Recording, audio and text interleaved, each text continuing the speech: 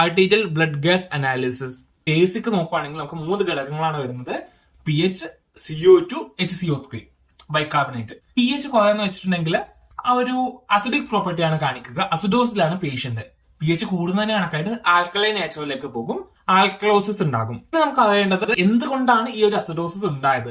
ഇത് respiratory acidosis ആണോ, respiratory alkalosis ആണോ, അല്ലെങ്കിൽ മെറ്റബോളിക് അസിഡോസിസ് ആണോ, മെറ്റബോളിക് ആൽക്കലോസിസ് ആണോ എന്നാണ്. നമ്മൾ pH നോക്കി, ഇപ്പോഴും pH ഒരു 7.25 ആണെന്ന് വിചാരിക്കുക. ഒരു അസിഡോസിസ് ആണ്, നമ്മൾ പറഞ്ഞ പോലെ അസിഡോസിസ് ആണ്.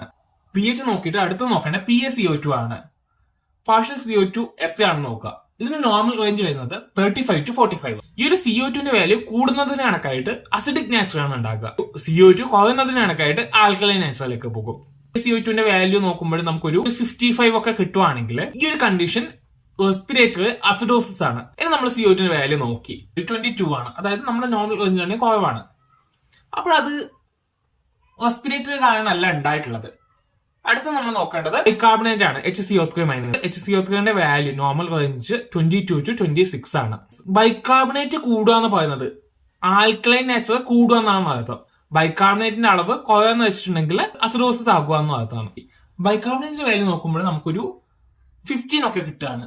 HCO3 കുറഞ്ഞത് കാരണമാണ് അസിഡോസിസ് ഉണ്ടായിട്ടുള്ളത്. അത് മെറ്റബോളിക് അസിഡോസിസ് ആണ്.